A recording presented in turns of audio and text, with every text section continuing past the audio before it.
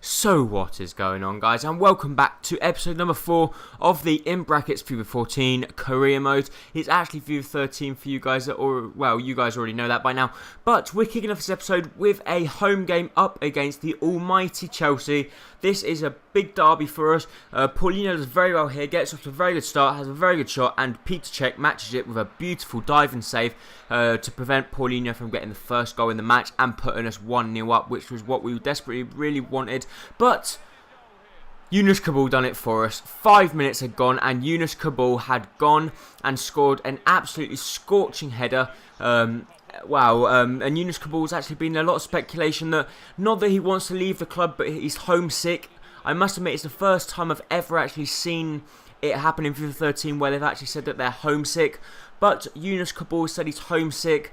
He loves playing for Tottenham, but it looks like in the transfer period he's going to have to say goodbye because he just wants to go home. He's too far away from his friends and family, and that's basically it. He wants to go back home. But Samuel Eto'o then scores another very good goal in the 7th minute. So things were now getting worse. As you see, a lovely ball puts in, and oh wow, Eto'o is just still, might be 32 years old, but he has still got the star quality.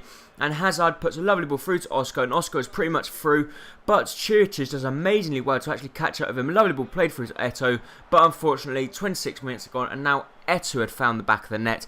We were now losing 2-1, our confidence levels started going down and down, but things couldn't get any worse. But Paulinho decided to take things into his own hands. He decides to go back, past Ramirez, and fire that into the back of the net, coming off the inside of the post, leaving Petr Cech with no chance this time. And Petr Cech this time is not going to get anywhere near that one, as Paulinho does amazingly well to score there in the 33rd minute, which then puts us back on to level terms, which is definitely what we desperately needed in this London derby. As you see there, number 48, Paulinho, beautiful shot, and it comes off the inside of the post, which I was very, very happy about. They went on the attack once again. This time Hazard does very well, puts a lovely ball in the box. Oscar tries a spectacular effort, but a beautiful save from Hazard, and I thought that was going to be an own goal, but thankfully it wasn't. And we did then manage to clear our lines. And Paulinho this time cuts back inside on his favourite right foot, and he blasts that one. So Paulinho, 2 crucial goals in this game so far. And them 2 goals have proved to be absolutely, well, Paulinho's pretty much saved the match for me. He scored the goal which put us back on level terms, and now he's just scored the goal to put us 3-2 in front. So Paulinho is having one of the best games he's played for Spurs so far. And in the 90th minute, Capoue plays a lovely ball to Eriksen. Eriksen, a lovely through ball. Paulinho to get his hat-trick. Of course Paulinho can get his hat-trick.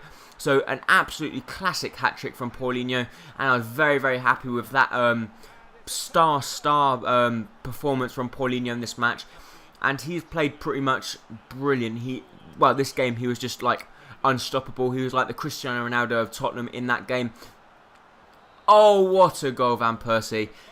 Just watching the Manchester United game, Van Persie just scored an overhead kick.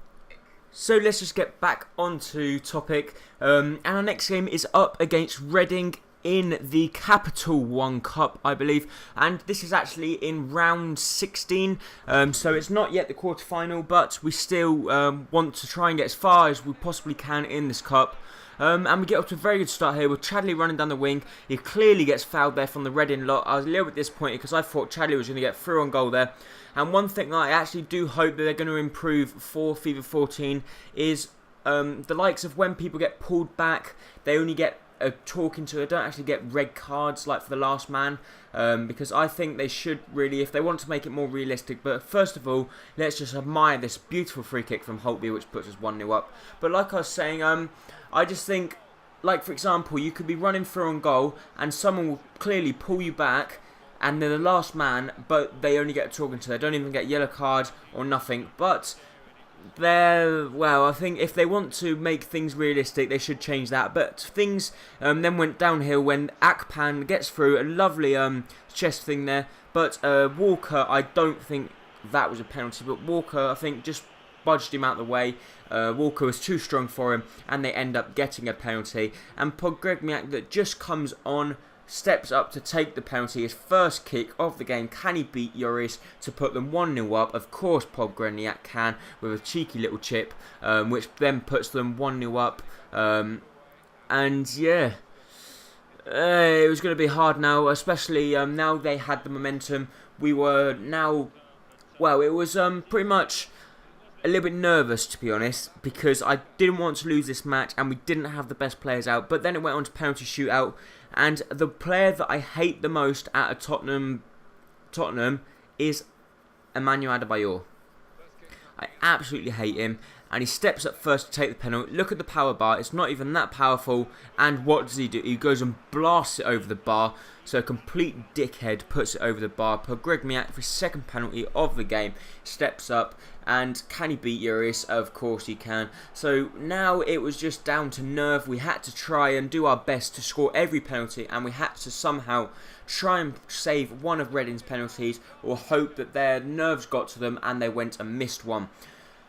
So now, it was now 1-0, but they had a penalty to deal with, and Lloris, how the hell did Lloris not save that? That was like the easiest penalty to save, but no, Lloris decides to just wait like 5 minutes until the ball's in the back of the net, and then he decides to dive. But we were pretty lucky there with Chadley, that their goalkeeper didn't get to it. It was actually Capoue that saved that. But Reading were just taking brilliant penalties, considering that they haven't really got good penalty takers. They were taking some amazing penalties. Eriksson, of course, is not going to miss his penalty. But now things just started getting a little bit nervous now. We had to save when we had 2 penalties. We had to score both our penalties and save one of them. We didn't save that one, so we've only got one more penalty to save. We had to score this one. Otherwise, we was going to be out. Of course, Lewis Holtby isn't going to fail me, and he's always going to slot that into the back of the net. So now, Hugo Lloris had to save this penalty. Otherwise, I was out of the cup, and I really hoped I wasn't out of the cup. But McInnes steps up, and a beautiful penalty there, and we get knocked out by Reading. So Emmanuel Adebayor, complete dickhead, lanky piece of shit, goes and messes up my dreams of winning my first tournament with Andre Villas-Boas in our FIFA 14 imaginary career mode. Our next game was actually up against Southampton, but did you see how good that block was? Walker, the keeper was down on the floor, but Walker decides to cut back, and he actually just amazingly well to slide tackle and get good enough block on it. But there, Aaron Lennon once again comes up with a crucial goal, and that goal turns out to be a very crucial goal because we were just playing absolutely diabolical during this game. But Aaron Lennon, he never does it in real life. He gets into the brilliant positions, but he never actually ends up like with a finishing touch. He never does it. But then Victor Wanyama, Southampton's new signing, gets them the equalising goal in the 56th minute, and I'm afraid we could not answer to that. As I said before, Southampton were just completely all over us during this game. It was pretty much 90% possession Southampton, and they did come very close here, but an amazing save from Lloris there denies them from getting the win. But at least 1 point's better than nothing, and it was away as well, so we wasn't too bothered. But then we had the almighty Gunners. So it was us against the Gunners. Who was going to win this game? Oh, what a save by De Gea. So who was going to win this game?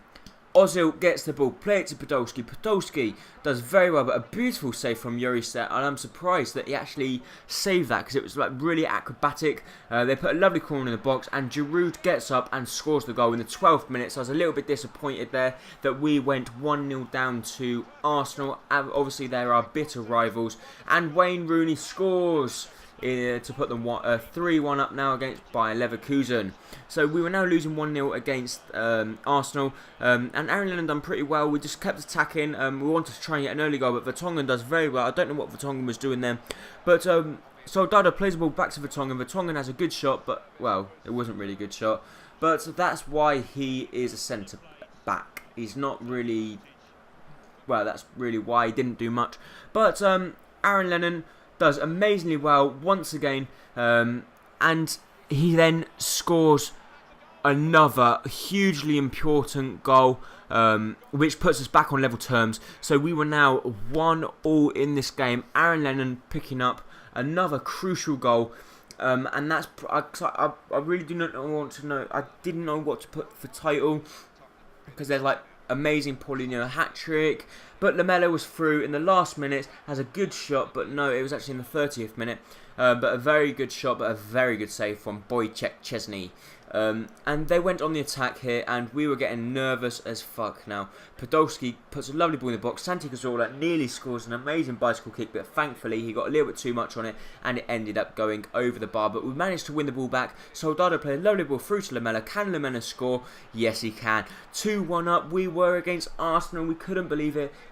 We scored in the 78th minute, and it looks now that we were going to win this game up against Arsenal, and it would be a dream come true if we did, as we would extend our lead and we'll hopefully be challenging for the title this season. Okay, quickly. The transfer period, do you think I should sign some new people in the transfer period, even though it's a FIFA 14, because it's going to be the last crew mode I'm doing? So yes or no, please leave an answer in the comment section below. So please do not forget to like, comment and subscribe. Bye bye.